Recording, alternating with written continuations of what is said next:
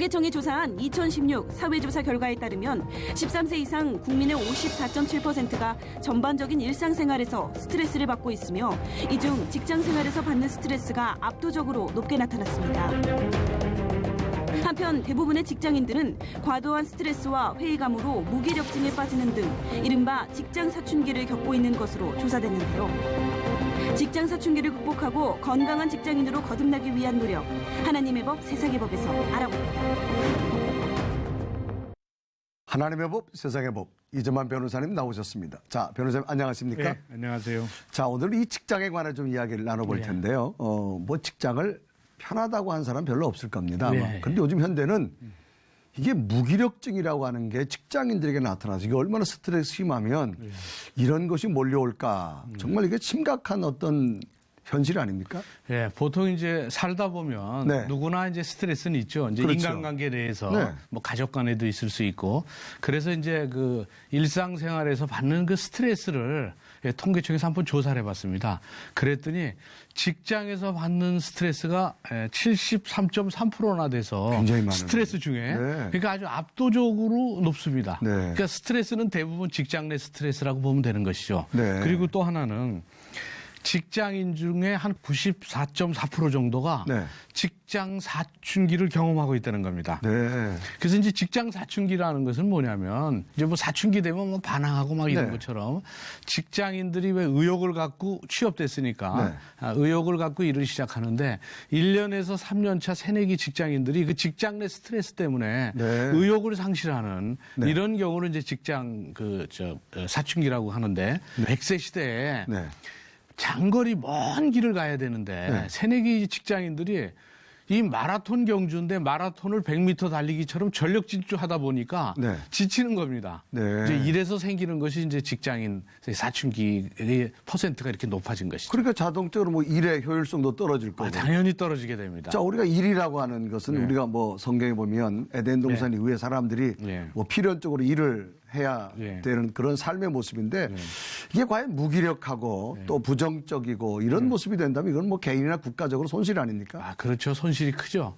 사실은 이제 새내기 직장인들이 취업하기 어렵지 않습니까? 요새 청년 실업도 많고 취업이 됐으니까 정말 의욕을 가지고 하는데 불과 1년 내지 3년 정도 돼서 이렇게 무기력에 빠진다고 한다면 개인으로서도 손실이지만 국가적으로도 큰 손실이죠. 그렇다면 이 원인이 뭔가 이런 문제에 대해서는 반드시 원인이 있을 텐데 원인을 찾아보면 OECD 국가 중에서 우리나라의 노동시간이 결국 그 멕시코 다음으로 그 가장 깁니다. 그러니까 노동시간 자체가 상당히 길고 또 노동시간이 긴 것만큼 연봉이 높아야 되는데 연봉은 또 적습니다. 그러니까 이제 의욕이 상실될 수밖에 없는데 더더군다나 문제는 그 조직 문화가 경직돼 있어 갖고 이 상명하복으로 돼 있지 서로 주변에 말하자면 소통이 잘 안 되는 상하로 소통도 잘 안 되고 수평적으로 소통이 안 되는 그래서 어떻게 하면 힘 있는 사람한테 줄을 제대로 서 갖고 이 코어 이너 서클에 들어가서 진급할 수 있느냐. 그래서 이너 서클에 들어가면 이제 진급이 되는데 대다수는 이너 서클 그 코어에 못 들어가니까 그렇다면 진급이 안 되니까 그런 또 스트레스도 받고 그런 이제 경직된 조직 문화, 줄서기 문화 이것도 문제가 되고 있고요. 그래서 이 다양한 의견 개진이 어려워지는 이런 그 비민주적인 그 조직 문화 때문에 결국은 직장인들이 대다수가 아주 강한 스트레스를 받고 번아웃 증후군에 쌓여서 결국 건강까지 해치고 그것은 결국 기업의 비능률을 갖고 오게 되는 것이죠. 자, 그러면 이처럼 우리 변호사님 말씀대로 이 스트레스, 탈진까지 된다고 하는데 이게 휴식이 필요하잖아요.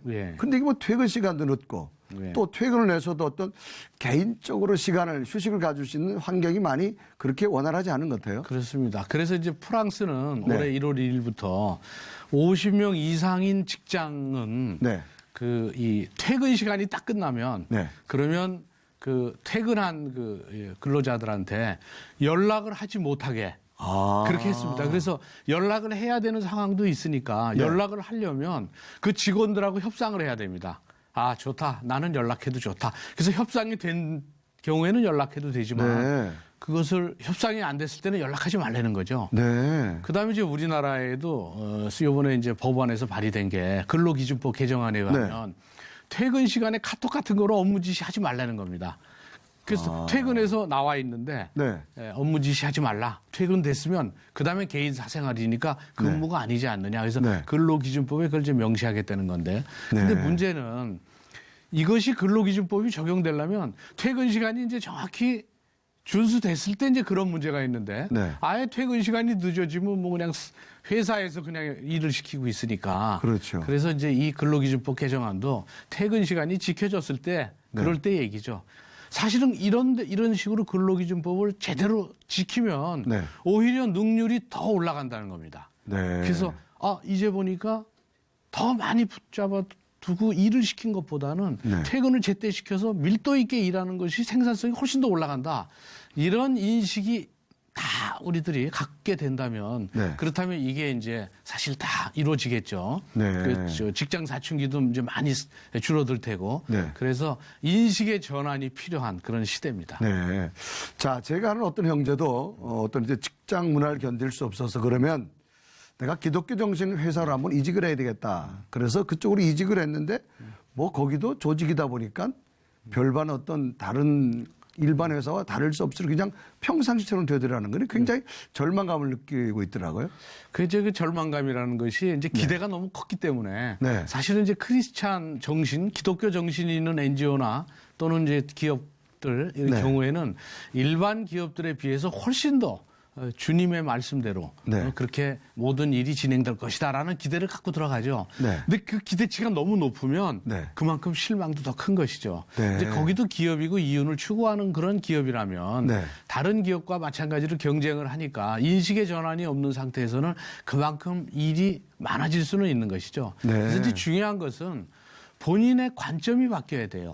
이 NGO라든지 기독교 정신이 있는 기업가에 갔는데도 역시 마찬가지다. 그래서 실망을 하고 또 다른 기업으로 계속 옮겨 다니면 결국 직장 사춘기의 그 증상에서 벗어날 수가 없는 것이죠. 그러니까 본인 스스로가 바뀌어야 됩니다. 본인의 관점을 바뀌지 않으면 그게 안 되니까 내가 이 일은 무언가 주님의 소명이 있는 일 아니냐 이런 생각을 하면서 열심히 하면 그러면 직장 사춘기에서 벗어날 수가 있죠.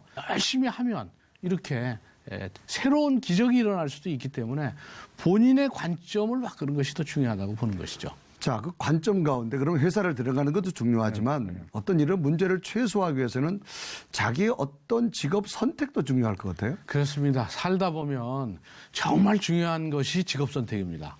그래서 사람은 인생은 중요한 선택 세 가지가 있대요. 하나는 배우자의 선택, 그게 가정을 만드는 것이죠. 그렇죠. 또 하나는 가정의 경제를 이루어가기 위한 생계 유지 수단으로 직업의 선택이 있고 그다음에 세 번째 선택은 가치관의 선택입니다. 그 가치관에 의해서 직업도 선택하고 배우자도 선택하는 것이죠. 그 가치관이 상당히 중요하죠. 그래서 가치관이 먼저 형성이 돼야 되는데 이제 크리스찬들은 이제 여러 가지 뭐 교회 다니고 그러면서 이제 가치관이 많이 이제 형성이 되죠. 주님을 닮은 그런 가치관이 형성이 되면 결국은 어떤 직업을 선택하느냐에 따라서 보면 내가 정말 하고 싶은 일을 선택하는 것이 좋고 또 하나는 내가 정말 하고 싶은 일만큼이나 나를 필요로 하는 그런 직업을 선택하는 것이 좋습니다. 단순히 월급을 많이 준다든지 또 뭐 분위기가 좋다든지 환경이 좋다든지 이런 것만 가지고 선택해 들어가면 그게 자기가 싫어하는데도 급여 때문에 들어간다거나 또는 뭐 자기가 좋아하지 않는데도 환경이 좋아서 그것만 갖고 들어가면 실패할 수가 있죠. 그러니까 자기가 비록 남들은 그것이 별로 좋지 않다고 하더라도 하나님이 보시기에는 분명히 좋다고 생각할 수 있는 그런 직업이라면 그러면 급여가 적더라도 또 남들이 가지 않는 길이라도 본인이 거기에 가게 되면 결국은 이런 직업인으로서의 사춘기 경험에서 벗어날 수가 있는 것이죠. 그러니까 제일 중요한 게 어떤 가치관의 문제인데 그렇습니다. 이게 하나님이 나와 함께 한다는 하나님이 부르신 어떤 소명의식 이게 참 중요한데 이게 현실적으로 굉장히 어렵죠. 그렇죠. 이제 소명이라는 것은 주님이 부르심을 받는 그런 일들인데 그럼 주님이 왜 나한테 이런 일을 시켰을까? 이런 점에서 이제 생각을 해야 되겠죠. 그래서 그 소명의식만 확고부동하게 내가 가질 수 있다면 네. 그렇다면 아무리 하찮은 일이라도 그것이 하찮게 보여지지 않고 또 성실성이 보여지면 주변 사람으로부터 인정받을 수가 있는 것이고 네. 그래서 더 좋은 회사에 들어간 사람보다는 네. 별로 처음 시작은 아주 미약했지만 그 나중에는 네. 정말 가장 높은 자리에 올라갈 수가 있는 것이죠. 성경에도 보면 네. 그 아합 왕이라고 하는 하나님을 배역하는 왕인데 거기에 오바다라고 하는 신하가 있었어요. 예. 이 신하는 정말로 자기는 믿음의 사람인데 하나님 믿지 않은 왕 밑에서 직장 생활을 얼마나 스트레스 받겠어요. 그런데 이 오바다는 정말로 자기의 주신 사명을 잘 지켜서 정말 끝내는 그 아합 왕의 아내 이세벨이 많은 선지자를 죽일 때 100명씩이나 살리는 예. 그런 일을 하게 됐고 후에는 이 하나님의 선지자 엘리야를 아합 왕에 소개하는 어떤 연결 통로가 되어진 그래서 성경에 보면 그 오바다의 역할이 참 굉장히 중요하다라고 하는 걸 느끼게 되어지는데 우리가 어떤 직업관념 속에서 자기 자리를 지킨다고 하는 것 그리고 이것을 언제나 내가 어떤 그 하나님과 연결되는 통로의 소명의식이 된다고 하는 것 이게 더 중요하지 않을까 그런 생각을 해보는데요. 예, 그렇죠. 결국은 이제 인내의 문제인데 네.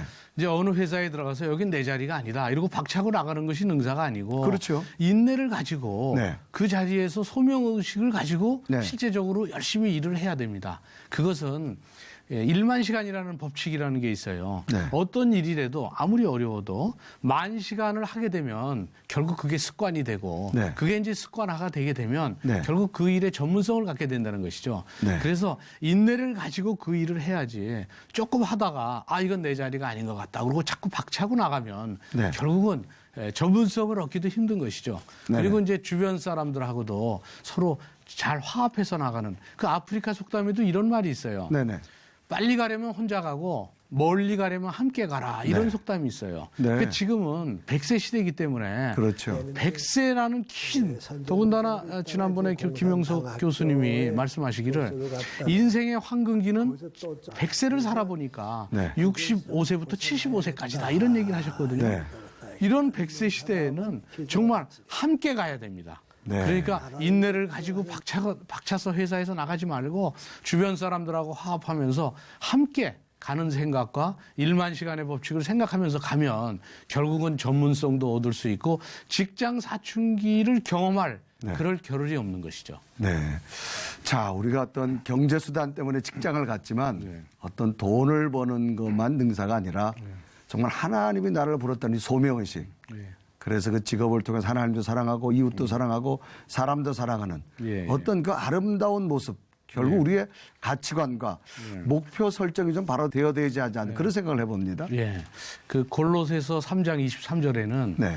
무슨 일을 하든지 간에 네. 주님께 하듯 하고 사람에게 하듯 하지 마라. 이런 네. 말이 있어요.